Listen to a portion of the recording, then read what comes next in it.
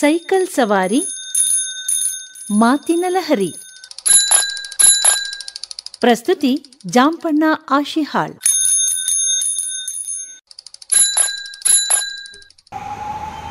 ಇಂದಿನ ಈ ಕಾರ್ಯಕ್ರಮದಲ್ಲಿ ಮತ್ತೊಬ್ಬ ವ್ಯಕ್ತಿ ಸಿಕ್ಕಿದ್ದಾರೆ.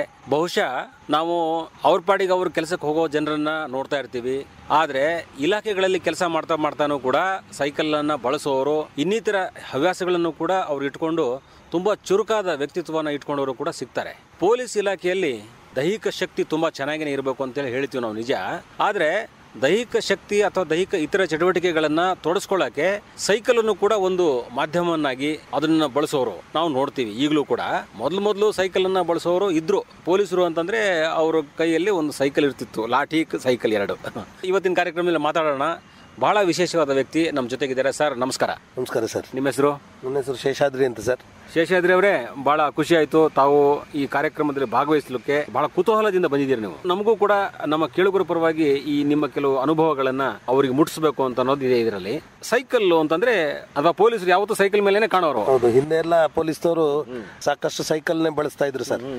ಅವಾಗ ಪೊಲೀಸ್ ಇಲಾಖೆಗೆ ನಮ್ಗೆ ನೀಡ್ತಕ್ಕಂತ ಸಂಬಳ ಕಮ್ಮಿ ಇರ್ತಾ ಇತ್ತು. ಇವತ್ತು ವೈಜ್ಞಾನಿಕವಾಗಿ ಟೆಕ್ನಾಲಜಿ ಇಂಪ್ರೂವ್ ಆಗಿದೆ. ಆಮೇಲೆ ಹಣದ ಬಳಕೆಯನ್ನು ಸಂಬಳ ಜಾಸ್ತಿ ಆಗ್ತಾ ಇದೆ. ಆಮೇಲೆ ಎಲ್ಲರೂ ಈಗ ಸೊಫಿಸ್ಟಿಕೇಶನ್ ಜೀವನ ಅಂದ್ರೆ ಒಳ್ಳೆ ಜೀವನ ಮಾಡಬೇಕು ಅಂತ ಮೋಟರ್ ಸೈಕಲ್ ಗಳನ್ನ ತಗೊಂಡಿದ್ದಾರೆ. ನಾವು ಸೈಕಲ್ ಬಳಸಿದ್ರೆ ನಮ್ಗೆ ಸಿಗ್ತಕ್ಕಂತ ಆರೋಗ್ಯ ಮೋಟರ್ ಬೈಕ್ ಅಲ್ಲಿ ಸಿಗಲ್ಲ. ಹಿಂದೆ ಎಲ್ಲ ಸೈಕಲ್ ಇಲ್ಲಿಂದ ಅಲ್ಲಿಗೆ ಹೋಗ್ಬೇಕು ಅಂದ್ರೆ ಒಂದು ಸಮಯ ತಗೊಳ್ಳೋದು. ಒಂದು 5 ಕಿಲೋಮೀಟರ್ ಸೈಕ್ಲಿಂಗ್ ಮಾಡಬೇಕು ಅಂದ್ರೆ ಅಟ್ಲೀಸ್ಟ್ 10-15 ನಿಮಿಷ ಸೈಕಲ್ ಇತ್ತು. ಈಗ 2-3 ನಿಮಿಷದಲ್ಲೇ ಹೋಗುವಂಥದ್ದು ಇರ್ತದೆ.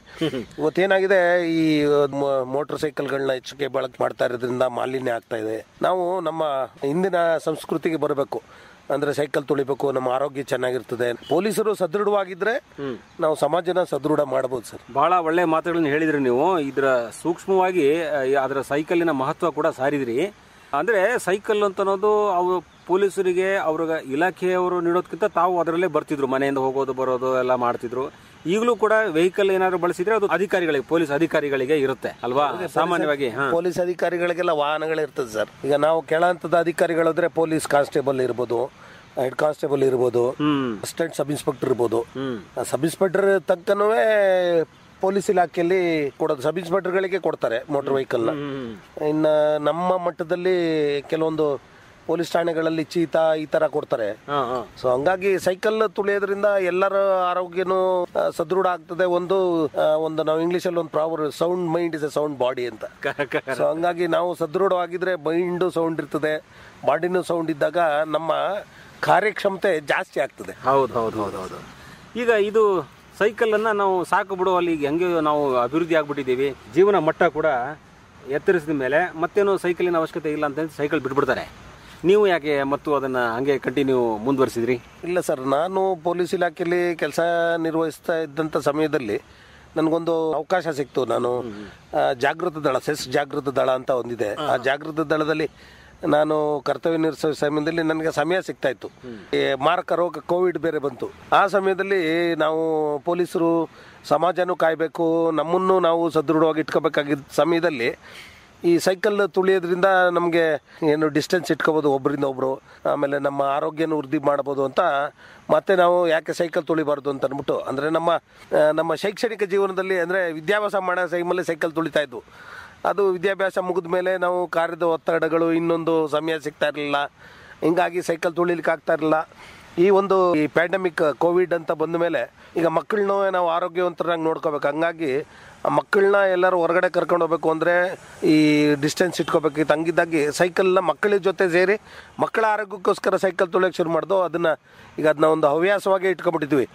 ನಮ್ಮಲ್ಲಿ ಸಾಕಷ್ಟು ಜನ ಮೈಸೂರಿನಲ್ಲಿ ಸೈಕಲ್ ತುಳಿಯೋ ಹವ್ಯಾಸಿಗರಿದ್ದಾರೆ.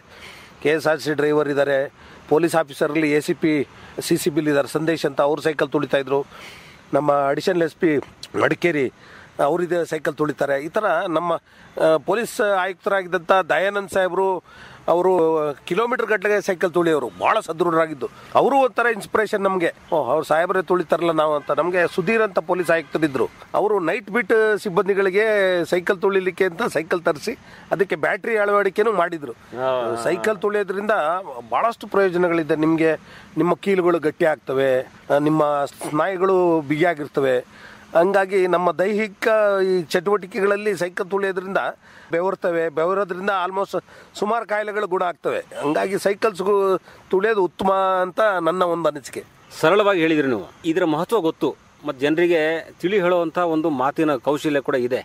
ಬಹಳ ಖುಷಿ ಆಗುತ್ತೆ ನಮಗೆ. ಯಾಕಂದರೆ ಸಾಮಾನ್ಯ ಬಳಸ್ತಿರ್ತಾರೆ, ಅದನ್ನು ಇನ್ನೊಬ್ಬರಿಗೆ ನೋಡಪ್ಪ ಬಳಸಿದರೆ ನಿನಗೆ ಆರೋಗ್ಯಕ್ಕೆ ಒಳ್ಳೆಯದು ಹೀಗಾಗತ್ತೆ ಅಂತೇಳಿ ತಿಳಿ ಹೇಳುವಂಥ ಒಂದು ಸಾಮರ್ಥ್ಯ ಕೂಡ ಇರಲ್ಲ. ಈಗ ಶೇಷಾದ್ರಿ ಅವರು ಸೈಕಲ್ ಮೇಲೆ ಓಡಾಡ್ತಾರೆ ಅಲ್ಲಿ ಇಲ್ಲಿ ಅಂತಂದಾಗ ಈ ಸುತ್ತಮುತ್ತ ನಿಮ್ಮ ಸಿಬ್ಬಂದಿ ವರ್ಗದಲ್ಲಿ ಒಂದೇನೋ ವಿಶೇಷವಾದಂಥ ಗಮನ ಇರ್ತದೆ. ಅವರು ಎಲ್ಲ ಏನು ಹೇಳ್ತಾರೆ ನಿಮ್ಮ ಸ್ನೇಹಿತರೆಲ್ಲ? ಜಂಗಮವಾಣಿ ಬಂದ್ಮೇಲೆ ವಾಟ್ಸ್ಆ್ಯಪ್ ಬಂದ್ಮೇಲೆ ನಾವು ಈ ಸೈಕಲ್ ತುಳಿಯೋದನ್ನ ನಮ್ಮ ಸ್ಟೇಟಸ್ಗೆ ಹಾಕ್ತಾ ಇದ್ವು. ಅಂದ್ರೆ ನಾನು ನಿತ್ಯ ಒಂದು ತಾಸಿಗೆ 20 ಕಿಲೋಮೀಟರ್ ಸೈಕಲ್ ಹೊಡಿತಾ ಇದ್ವು. ಸೊ ಹಾಗೆ ಸೈಕಲ್ ಹೊಡಿತಾ ಇದ್ದಾಗ ಶನಿವಾರ ಭಾನುವಾರ ಅಂದ್ರೆ ರಜಾ ದಿನ ಸಿಕ್ಕಿದ್ರೆ ನಾವು ಒಂದು ದಿವಸಕ್ಕೆ 100 ಕಿಲೋಮೀಟ್ರು 50 ಕಿಲೋಮೀಟರ್ ಅಂದ್ರೆ ಈಗ ಮೈಸೂರು ಆಸ್ಪಾಸು, ಮೈಸೂರಿಂದ ತಲಕಾಡು, ಮೈಸೂರಿಂದ ನಂಜನಗೂಡು, ಮೈಸೂರಿಂದ ಶ್ರೀರಂಗಪಟ್ಟಣ, ಮೈಸೂರಿಂದ ಹುಣಸೂರು, ಮೈಸೂರಿಂದ HD ಕೋಟೆ, ಈ ತರ ಎಲ್ಲ ಪ್ರತಿ ಒಂದು ಶನಿವಾರ ಭಾನುವಾರ ಒಂದು ಸ್ಟೇಟಸ್ ಹಾಕೊಂಡು ಒಂದು ಶೆಡ್ಯೂಲ್ ಅಂದ್ರೆ ಒಂದು ಸಮಯ ನಿಗದಿ ಮಾಡ್ಕೊಂಡು, ಇನ್ನು ಮಧ್ಯಾಹ್ನ ಬಂದ್ರೆ ವಿಶ್ರಾಂತಿಗೆ ಸಮಯ ಇರ್ತಿತ್ತು ಸೆಸ್ಕಾಮ್ ಅಲ್ಲಿ. ಸೊ ಹಂಗಾಗಿ ನಾ ಮೈಸೂರು ಸುತ್ತಮುತ್ತ ಏನಿದೆ ಕಡೆ HD ಕೋಟೆ ಇರ್ಬೋದು, ಅಂತರ್ಸಂತೆ ಇರ್ಬೋದು, ಈ ಕಡೆ ಎಲ್ಲ ಸೈಕಲ್ ಅಂದ್ರೆ ಈಗ ನಮ್ಮಲ್ಲಿ ಮೈಸೂರಲ್ಲಿ ಸುಮಾರು ಸೈಕ್ಲಿಸ್ಟ್ಗಳಿದ್ದಾರೆ. ಮತ್ತೆ ಒಂದೊಂದು ವರ್ಗಗಳು ಮಾಡ್ಕೊಂಡಿದ್ದಾರೆ ಸೈಕಲ್ ತುಳಿಯೋರು. ಸೈಕಲ್ ಅಲ್ಲಿ 2 ತರ ಸೈಕಲ್ ಇದೆ. ಒಂದು ಬೇಸಿಕ್ ಸೈಕಲ್ ಅಂದ್ರೆ ವಿತೌಟ್ ಗೇರ್. ಆ ವಿತೌಟ್ ಗೇರ್ ಸೈಕಲ್ ಹೊಡೆಯೋದು ಅಂದ್ರೆ ನಮ್ಮ ಪೂರ್ಣ ಶ್ರಮ ಇರ್ತದೆ. ಈಗ ಗೇರ್ಡ್ ವೆಹಿಕಲ್ ಬಂದಿದೆ ಅಂದ್ರೆ ಫ್ರಿಕ್ಷನ್. ಈಗ ನಾವು ಅಪ್ಪು ತುಳಿಬೇಕಾದ್ರೆ ಆ ಫ್ರಿಕ್ಷನ್ ಚೇಂಜ್ ಮಾಡಿದ್ರೆ ಪೆಡ್ಲಿಂಗ್ ಮಾಡಕ್ ಈಸಿ ಆಗ್ತದೆ.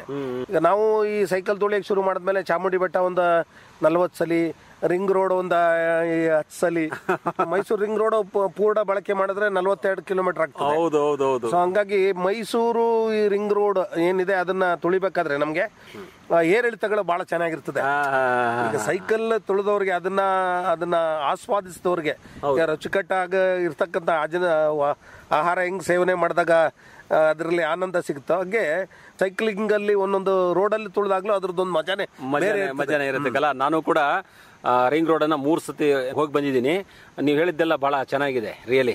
ಸೈಕಲ್ ತುಳಿಯೋ ಸಮಯದಲ್ಲಿ ನಮ್ಮ ಅಧಿಕಾರಿಗಳು ಕೆಲವರು ಪೊಲೀಸ್ ನಿರೀಕ್ಷಕರುಗಳಿದ್ರು, ಅಂದ್ರೆ ಇನ್ಸ್ಪೆಕ್ಟರ್ಗಳು.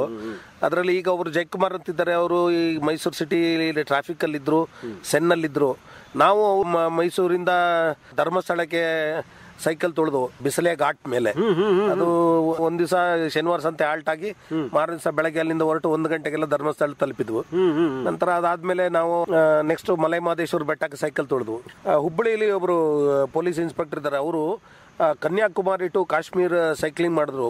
ಆಲ್ಮೋಸ್ಟ್ 14,000 ಕಿಲೋಮೀಟರ್ಸ್, ಬಟ್ 100 ಡೇಸ್ ಅಲ್ಲಿ ಕವರ್ ಮಾಡಿದ್ರು ಅವರು. ಈ was a first iron man of Karnataka. So ಈ was a very good cyclist. ಅವರೆಲ್ಲ ಇನ್ಸ್ಪಿರೇಷನ್ ನಮಗೆ. ಗ್ರೇಟ್. ನೀವು ಈ ಎಲ್ಲ ನಿಮ್ಮ ಅಧಿಕಾರಿಗಳ ಒಂದು ಒಟ್ಟು ಅವರ ಹವ್ಯಾಸಗಳನ್ನ ನೀವು ಚೆನ್ನಾಗಿ ನೆನಪಿಟ್ಕೊಂಡಿದ್ದೀರಿ. ಮತ್ತೆ ಪ್ರೇರಣೆಯನ್ನಾಗಿ ನಾವು ಅವರ ಹೆಸರುಗಳನ್ನು ಹೇಳಲೇಬೇಕು ಒಂದು. ಮತ್ತು ನಾವು ಇನ್ನೊಬ್ಬರಿಗೆ ಸಾಕಷ್ಟು ಪ್ರೇರಣೆ ಕೊಟ್ಟಿರ್ತೀವಿ. ಈಗ ದೊಡ್ಡ ಅಧಿಕಾರಿಗಳಿಗೆ ಆ ಒಂದು ದೊಡ್ಡ ಸಾಮರ್ಥ್ಯ ಆಗಲಿ, ಆ ಒಂದು ಟೆಕ್ನಿಕ್ಸ್ ಆಗಲಿ, ಅಥವಾ ಕೆಲವು ಸ್ಕಿಲ್ಸ್ಗಳು ಬೇಕಾಗ್ತದೆ. ಈಗ ನೀವು ಕೂಡ ಸೈಕ್ಲಿಸ್ಟ್ ವರ್ಗದಲ್ಲಿ ಸೇರ್ಕೊಂಡಂಗೆ ಆಯ್ತು. ಈಗ ಭಾಳ ದೂರ ಹೋಗ್ಬೇಕಂದಾಗ ಎಂಥ ಸೈಕಲ್ಗಳನ್ನು ತೊಗೊಂಡು ಓಡಾಡಬೇಕು ಅಂತ ಅನ್ನೋದು ಒಂದು ಗೊತ್ತಾಗ್ಬಿಟ್ಟಿದೆ ನಿಮಗೆ. ಧರ್ಮಸ್ಥಳ ತನಕ ಹೋಗೋದು, ಮಡಿಕೇರಿ ತನಕ ಹೋಗೋದು, 40-50 ಸಲ ಚಾಮುಂಡಿ ಬೆಟ್ಟ ಹತ್ತೋದು, 16 ಸಲ ಮೈಸೂರು ರಿಂಗ್ ರೋಡನ್ನು 42 ಕಿಲೋಮೀಟರ್ ಅದನ್ನೆಲ್ಲ ಓಡಾಡೋದು ಅಂದರೆ ಇದು ಸಣ್ಣ ಮಾತಲ್ಲ. ಬಹಳ ಒಳ್ಳೆ ದೊಡ್ಡ ಸಾಹಸವನ್ನೇ ಕೂಡ ಮಾಡಿದಿರಿ ನೀವು. ಇಲ್ಲ, ನಾವು ಯಾವುದೇ ಒಂದು ವೃತ್ತಿ ಮಾಡ್ತಾ ಇರ್ಬೋದು, ಆ ವೃತ್ತಿಗಿಂತನೂ ನಾವು ಏನೋ ಒಂದು ಹವ್ಯಾಸ ಇಟ್ಕೊಂಡ್ರೆ, ಹವ್ಯಾಸ ಜೀವನದಲ್ಲಿ ಇಟ್ಕೊಂಡ್ರೆ ಅದು ಆರೋಗ್ಯಕರವಾಗಿರ್ತದೆ. ಯಾವುದೇ ಒಂದು ಈ ಸೈಕಲ್ ತುಳಿಯೋದಿರ್ಬೋದು, ಹಾರ್ಸ್ ರೈಡಿಂಗ್ ಮಾಡೋದಿರ್ಬೋದು, ಸ್ವಿಮ್ಮಿಂಗ್ ಮಾಡೋದಿರ್ಬೋದು. ನಮ್ಮಲ್ಲಿ ಸಾಕಷ್ಟು ಜನ ನನ್ನ ಹಿರಿಯರುಗಳು, ಪ್ರೊಫೆಸರ್ಗಳಾಗಿರೋರು, ಕೆಲವರೆಲ್ಲ ನಾವೆಲ್ಲ ಪ್ರತಿ ದಿವಸ 1 ಕಿಲೋಮೀಟರ್ ಸ್ವಿಮ್ಮಿಂಗ್ ಮಾಡ್ತಾ ಇದ್ವು. ಈ ಕೋವಿಡ್ ಬಂದ ನಂತರ ಸ್ವಿಮ್ಮಿಂಗ್ ಪೂಲ್ ಬಂದಾಯ್ತು, ಸೈಕಲ್ ಶುರು ಆಯ್ತು. ಆಮೇಲೆ ನಮ್ಮ ಪೊಲೀಸ್ ಆಯುಕ್ತರು MA ಸಲೀಂ ಸಾಹೇಬ್ರಿದ್ರು, ಅವರೊಟ್ಟಿಗೆ ನಾವು DCP ಆಗಿದ್ದ ಕೆಲಸ ಮಾಡಿದ್ದೆ. ನಾನು ಪೊಲೀಸ್ ಆಯುಕ್ತರ ಕಚೇರಿ ಕೆಲಸ ಮಾಡ್ಬೇಕಾರೆ ಸಾಹೇಬ್ರಲ್ಲಿ ಒಂದು ಮನವಿ ಮಾಡಿದೆ, ನಾನು ಒಂದು ಹಾರ್ಸ್ ರೈಡಿಂಗ್ ಮಾಡ್ಬೇಕು ಸರ್ ಅಂತ. ಅವಾಗ ನಾವು ನಮ್ಮ ಪೊಲೀಸ್ ಆಯುಕ್ತರ ಕಚೇರಿಯಲ್ಲಿ ನಮ್ಮ DCP ಕ್ರೈಮ್ ಅಂಡ್ ಟ್ರಾಫಿಕ್ ಅವರ ಬಳಿ ಮಹೇಶ್ ಅಂತ PA ಇದ್ರು, ಅವರು ಈಗ ನಮ್ಮ IGP ಆಗಿದ್ದಾರೆ. ನಾವು ಒಟ್ಟಿಗೆ ಫಿಂಗರ್ ಪ್ರಿಂಟ್ ಇನ್ಸ್ಪೆಕ್ಟರ್ ಎಲ್ಲರೂ ಒಟ್ಟಾಗಿ ಹಾರ್ಸ್ ರೈಡಿಂಗ್ ಅನ್ನು ಮಾಡ್ತಾ ಇದ್ವು. ನಿಮ್ಮ ಪೊಲೀಸ್ ಇಲಾಖೆಯಲ್ಲಿ ಕೆಲವು ಹುದ್ದೆಗಳಿಗೆ ಹಾರ್ಸ್ ರೈಡಿಂಗ್ ಕಂಪಲ್ಸರಿ ಇರುತ್ತೆ, ಪೊಲೀಸರಿಗೂ ಇರುತ್ತೆ ಅನ್ನೋ ಗೊತ್ತಿಲ್ಲ. ಅಂದ್ರೆ ಪೊಲೀಸ್ ನಿರೀಕ್ಷಕರು, ಸಬ್ ಇನ್ಸ್ಪೆಕ್ಟರ್ ನಿರೀಕ್ಷಕರು ಇದಾರಲ್ಲ ಅವ್ರ ಮಟ್ಟದಿಂದ ಪೊಲೀಸ್ ಟ್ರೈನಿಂಗ್ ಹಾರ್ಸ್ ರೈಡಿಂಗ್ ಇರ್ತವೆ. ಆಮೇಲೆ IPS ಅವ್ರಿಗೆ ಇರ್ತದೆ. ಅಂದ್ರೆ ನಮ್ಮ ಪೊಲೀಸ್ KSPS ಅಂದ್ರೆ ಅವರಿಗೆಲ್ಲ ಏನು ಪೊಲೀಸ್ ಅಕಾಡೆಮಿಲಿ ಪೊಲೀಸ್ ಟ್ರೈನಿಂಗ್ ಕಾಲೇಜ್ ಅದು ಯಾರು ಸಬ್ ಇನ್ಸ್ಪೆಕ್ಟರ್ ಮೇಲ್ಪಟ್ಟಂತ ವರ್ಗದವ್ರಿಗೆ police training college, police constable ಮಟ್ಟದವ್ರಿಗೆ ಪೊಲೀಸ್ ಟ್ರೈನಿಂಗ್ ಸ್ಕೂಲ್ ಅಂತ. ಪೊಲೀಸ್ ಟ್ರೈನಿಂಗ್ ಸ್ಕೂಲ್ ಅಲ್ಲಿ ಯಾವುದೇ ಒಂದು ಅಶ್ವರೋಹದ ಟ್ರೈನಿಂಗ್ ಕೊಡಲ್ಲ, ಬಟ್ ಕುದುರೆ ಸವಾರಿ ಮಾಡಬೇಕು ಅನ್ನೋ ಒಂದು ಕುತೂಹಲ ಇತ್ತು, ನೀವು ನಿಮ್ಗೆ ಹೇಳ್ಕೊಂಡ್ರಿ. ಕುತೂಹಲ ಇತ್ತು, ಅವರಿಂದ ನಾವು ಅನುಮತಿ ಪಡೆದು ಹಾರ್ಸ್ ರೈಡಿಂಗ್ ಮಾಡ್ತಾ ಇದ್ವು. Horse riding is A king of exercises. ಅದನ್ನ ಹಾರ್ಸ್ ರೈಡಿಂಗ್ ಮಾಡೋದ್ರಿಂದ ಪ್ರಾಣಿ ಅದರ ಮನಸ್ಥಿತಿ ಅರ್ಥಕೊಂಡು ಅದನ್ನ ನಾವು ಅದನ್ನ ನಿಗ್ರಹಿಸಂತದ್ದು ಹತೋಟಿಯಲ್ಲಿ ಇಟ್ಕೊಂಡು ಓಡಿಸೋದು ಹೋಗ್ತಿದ್ದಲ್ಲ, ಅದು ಬಹಳ ಕಷ್ಟಕರ ಕಲೆನೇ. ಕರೆಕ್ಟ್. ಈಗ ನಾನು ಕೆಲವೊಬ್ಬರನ್ನ ಭೇಟಿ ಮಾಡಿದ್ದೀನಿ, ಅಂದ್ರೆ ಅವ್ರ ಜೊತೆಗೆ ನಾನು ಯಾವುದೇ ಆಕಾಶವಾಣಿಗಾಗಿ ರೆಕಾರ್ಡಿಂಗ್ ಮಾಡಲಿಲ್ಲ. ಒಬ್ಬರು ಬೇರೆ ಭಾಷಿಕರು ಇದ್ರು, ಬಹುಶಃ ಅವರು ಬಿಹಾರ್ನವ್ರೇನು ಗೊತ್ತಿಲ್ಲ. ಚಾಮುಂಡಿ ಬೆಟ್ಟ ಹಂಗೆ ಮೆಟ್ಲು ಹತ್ತೋ ಟೈಮಲ್ಲಿ ನನಗೆ ಸಿಕ್ಕಿದ್ರು ಅವ್ರು ಹೇಳ್ತಾ ಇದ್ರು. ಅವಾಗ ಭಾಳ ಆಶ್ಚರ್ಯ ಆಯ್ತು ನನಗೆ, ನಾವು ಇದೇನು ಸರಳ ಬಿಡು ಕುದುರೆ ಮೇಲೆ ಕುತ್ಕೊಂಡ್ಬಿಟ್ರೆ ಕುದುರೆ ಕರ್ಕೊಂಡು ಹೋಗೋದು ನಮಗೆ ಅಂತ. ಆದರೆ ಬೇರೆ ಬೇರೆ ಬೇರೆ ಬೇರೆ ಅದರದ್ದು ನಿಯಮಗಳು ಇದಾವಲ್ಲ, ಆ ತೂಕ ಎಷ್ಟಿರಬೇಕು, ಆ ತೂಕದ ಪ್ರಕಾರ ನಾವು ಕುದುರೆ ಓಡಿಸ್ಬೇಕಾಗತ್ತೆ ಅಂತ. ಕುದುರೆ ಸವಾರಿ ಮಾಡೋದು ಸರ್, ಕುದುರೆ ಒಂದು ಕುದುರೆ 100 ಜನ ಸವಾರರನ್ನ ಗುರುತಿಟ್ಕೊಳುತ್ತೆ.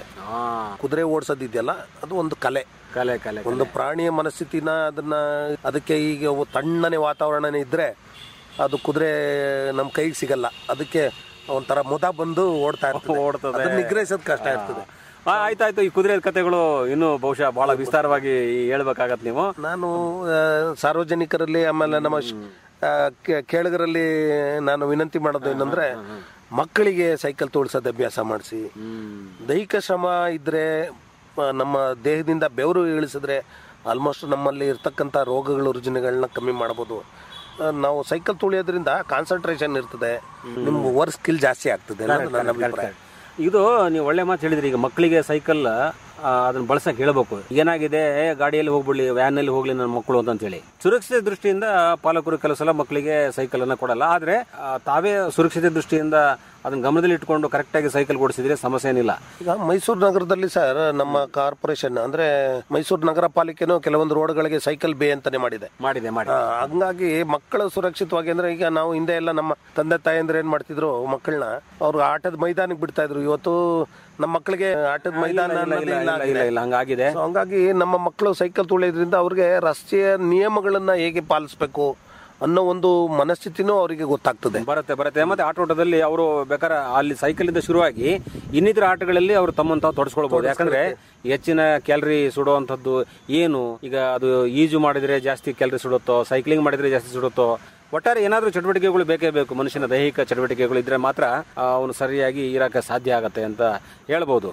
ನೀವು ಈ ಕೆಲವು ಸ್ಪರ್ಧೆಗಳಲ್ಲಿ ಏನಾದ್ರು ಭಾಗವಹಿಸಿದ್ದೀರಾ? ಈಗ ಸೈಕ್ಲಿಂಗ್ ಅಲ್ಲಿ ಅಂದ್ರೆ ನಾವು ಒಂದು ಮೈಸೂರಲ್ಲಿ 2 ಟೀಮ್ ಇದೆ. ಒಬ್ರು ನಾಗರಾಜ್ ಅಂತ ಒಬ್ರು, ಅವ್ರದ್ದು ಸೈಕಲ್ ಅಸೋಸಿಯೇಷನ್ ಇದೆ. ಒಬ್ರು ನಮ್ಮ ಇಲ್ಲೇ ಗೋಕುಲಂ ಅಲ್ಲಿ ಒಬ್ರು ಸೈಕಲ್ ಶಾಪ್ ಇಟ್ಟಿದ್ದಾರೆ, ಅವ್ರದ್ದು ಒಂದು ಅಸೋಸಿಯೇಷನ್ ಇದೆ. ಇವರೆಲ್ಲ ಕೆಲವೊಂದು ಕಾರ್ಯಕ್ರಮಗಳನ್ನ ನಡೆಸ್ತಾ ಇರ್ತಾರೆ. ಆ ಕಾರ್ಯಕ್ರಮಗಳಲ್ಲಿ ನಾವು ಒಂದು ಹುಲಿ ಸಂರಕ್ಷಣೆ ಸಂಬಂಧವಾಗಿ ಮೈಸೂರಿಂದ ಅಂತರ್ಸಂತೆಗೆ ಒಂದು 100 ಜನ ಸೈಕ್ಲಿಸ್ಟ್ ಹೊಡೆದು, ಅದರಲ್ಲಿ ರಿಟೈರ್ಡ್ ಪೊಲೀಸ್ ಅಧಿಕಾರಿಗಳು, ಬೇರೆ ಬೇರೆ ಇಲಾಖೆಯಲ್ಲಿ ನಿವೃತ್ತಿ ಹೊಂದಿರೋರು, ಬೇರೆ ಬೇರೆ ಇಲಾಖೆಯಲ್ಲಿ ಕೆಲಸ ಮಾಡ್ತಿರೋರು, ಹಿಂಗೆ ಎಲ್ಲರೂ ನಾವು ಆ ಸೈಕ್ಲಿಂಗ್ ಸ್ಪರ್ಧೆಯಲ್ಲಿ ಹೋದಾಗ ನಮ್ಗೆ ಅವರ ಒಡನಾಟನು ಚೆನ್ನಾಗಿರ್ತದೆ. ಒಟ್ಟಾಗಿ ಒಂದು ಗುಂಪಾಗಿ ಸೈಕಲ್ ರೇಸ್ ಟೈಪ್ ಏನಲ್ಲ, ಅಂದ್ರೆ ಜೊತೆಗೆ ಹೋಗೋದು, ಯಾರು ಮೊದಲು ಬಂದ್ರು ಹೋದ್ರು ಅಂತ ಒಬ್ರಿಗೊಬ್ರು ಚಪ್ಪಾಳೆ ತಟ್ಟಿ ಹುರಿದುಂಬಿಸೋದೆಲ್ಲ. ಕೆಲವರು ಪೊಲೀಸ್ ಆಫೀಸರ್ಸ್ ಲೇ ಲಡಾಖ್ ಎಲ್ಲ ಸೈಕಲ್ ಮಾಡಿದ್ದಾರೆ ಮೈಸೂರವರು. ಧನಂಜಯ್ ಅಂತ ಅವರು ನಿವೃತ್ತ DSP, ಅವರು is a very good cyclist. ಆತರ ನಮ್ಮ ವೃತ್ತಿಯಲ್ಲಿ ಇರ್ತಕ್ಕಂಥವ್ರು ACP CCB ಇದ್ದಾರೆ, ಅವರು is a very good cyclist. Police ಇಲಾಖೆನಲ್ಲಿ ನಿಜವಾಗ್ಲೂ ತುಂಬಾ ಜನ ಇದ್ದಾರೆ. ನಿಮ್ ಜೊತೆ ಮಾತಾಡಿದ ಮೇಲೆ ಗೊತ್ತಾಗ್ತಾ ಇದೆ ನಮಗೆ. ಸಾಮಾನ್ಯವಾಗಿ ಅವರು ಕಾರಲ್ಲಿ, ಜೀಪಲ್ಲಿ ಅಥವಾ ದೊಡ್ಡ ದೊಡ್ಡ ಬುಲೆಟ್ ವೆಹಿಕಲ್ ಗಳಲ್ಲೇ ಓಡಾಡ್ತಿರ್ತಾರೆ ಅಂತ ನಾವು ಸಾರ್ವಜನಿಕರು ಅಂದ್ಕೊಂಡಿರ್ತಾರೆ. ಬಟ್ ಅವರಲ್ಲಿ ಸಾಕಷ್ಟು ಈ ಸಾಹಸ ಕೆಲವು ಕ್ರೀಡೆಗಳಾಗಿರ್ಬಹುದು ಅಥವಾ ಇನ್ನಿತರ ಚಟುವಟಿಕೆಗಳಲ್ಲಿ ತಮ್ಮನ್ನು ತಾವು ತೊಡಸ್ಕೊಂಡಿರ್ತಾರೆ ಅಂತ ಅನ್ನೋದಕ್ಕೆ ನಿಮ್ಮ ಮಾತುಗಳಿಂದ ಗೊತ್ತಾಯ್ತು ನಮಗೆ. ಈ ಸೈಕಲ್ ಕುರಿತಾಗಿ ಬಹುಶಃ ಮಾತಾಡ್ತಾ ಹೋದ್ರೆ ಬಹಳ ಇದೆ. ನಿಮ್ಮಲ್ಲಿ ಕಥೆಗಳು ತುಂಬಾ, ನೀವು ಸಾಕಷ್ಟು ಕಡೆ ಓಡಾಟ ಮಾಡಿ ಬಂದಿದ್ರಿಂದ ನೀವು ಇವರೇ ಫಿಟ್ ಸೈಕ್ಲಿಸ್ಟ್. ನಮ್ಮ ಈ ಕಾರ್ಯಕ್ರಮಕ್ಕೆ ಒಬ್ಬ ಸೂಕ್ತ ವ್ಯಕ್ತಿಯಾಗಿ ನಮ್ಮ ಕೇಳುಗರಿಗೆ ಬಹಳಷ್ಟು ವಿಚಾರಗಳನ್ನು ತಿಳಿಸಿದ್ದೀರಿ ಶೇಷಾದ್ರಿ ಅವರೇ. ನಮ್ಮ ಎಲ್ಲ ಕೇಳುಗರ ಪರವಾಗಿ ನಿಮಗೆ ಧನ್ಯವಾದ, ನಮಸ್ಕಾರ. ಧನ್ಯವಾದಗಳು. ಎಲ್ಲ ಕೇಳುಗರಿಗೂ ನನ್ನ ಧನ್ಯವಾದಗಳು. ದಯವಿಟ್ಟು ಸೈಕಲ್ ತುಳಿಯಿರಿ, ಸದೃಢರಾಗಿ. ಸೈಕಲ್ ಸವಾರಿ ಮಾತಿನ ಲಹರಿ ಕಾರ್ಯಕ್ರಮ ಕೇಳಿದಿರಿ. ಸೈಕಲ್ ಸವಾರಿ ಮಾಡಿ ಪ್ರಸ್ತುತಪಡಿಸಿದವರು ಜಾಂಪಣ್ಣ ಆಶಿಹಾಳ್.